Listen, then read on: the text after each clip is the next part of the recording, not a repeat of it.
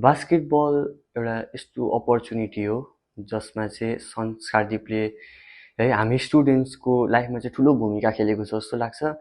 अब जसरी एउटा स्टडिज मात्रै नभएर स्टुडेन्टलाई रिफ्रेसमेन्टदेखि लिएर सबै कुराको व्यवस्था गरिएको छ यहाँ चाहिँ। अनि संस्कारदीपले बास्केटबलले गर्दा चाहिँ मलाई लाइफमा मात्रै नभएर मेरो हेल्थमा पनि राम्रो एउटा इम्प्याक्ट ल्याएको छ जस्तो लाग्छ। त्यसरी नै यहाँनिर चाहिँ मन्थली इभ्यालुएसन पनि हुन्छ। Like if am going for a test, आज स्कुलमा चाहिँ टेस्ट छ भने मेरो I am already here with my marks. I will know क्या कति ल्याउनु सक्छु होला त आज मैले स्कुलमा। यहाँ मैले टेस्ट गरेको छु नि त, मैले कति ल्याउन सक्छु त्यो चाहिँ I can have over here. अनि teachers very friendly of course, they are like दिदी दादाज एन्ड अल।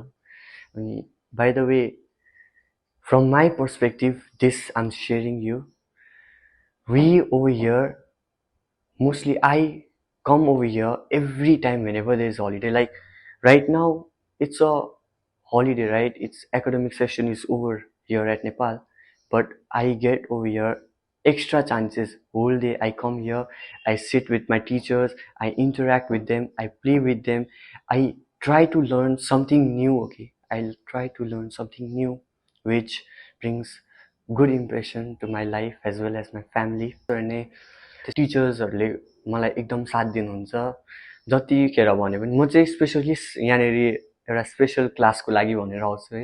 एक्लै भए पनि मिसले चाहिँ मलाई 4-5 घन्टै हुन्छ, अब जति भयो भने मिसले जति सक्नुहुन्छ मलाई पढाइदिनुहुन्छ। अनि I am very thankful to all my teachers here at Sanskardeep Shikshalaya. Study सेसनहरूको बिचमा ब्रेक पनि हुने गर्छ यहाँ चाहिँ। अनि त्यो टाइममा चाहिँ रिफ्रेसमेन्टहरूदेखि लिएर non academics books, story books है त्यस्तोहरू पनि राखिएको छ। अनि आफ्नो इन्ट्रेस्ट अनुसारले पढेर टाइम युटिलाइज गर्न पनि सकिन्छ।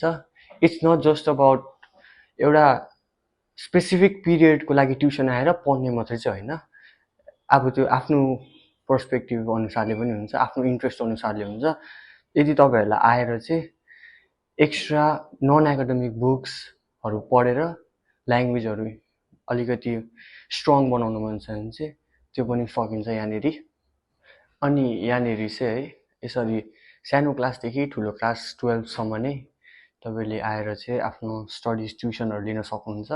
अनि त्यसै बिचमा चाहिँ यहाँ चाहिँ मन्थली बेसिसमा एउटा प्रोफेसनल कुनै एउटा सेक्टरबाट मान्छेहरू पनि आउनुहुन्छ, एउटा प्रोफेसनलै हुनुहुन्छ उहाँहरू पनि। अनि त्यहाँबाट पनि तपाईँले केही नयाँ कुराहरू सिक्न सक्नुहुन्छ, लाइफमा युटिलाइज गरेर एउटा राइट पाथ पनि चुज गर्न सकिन्छ है।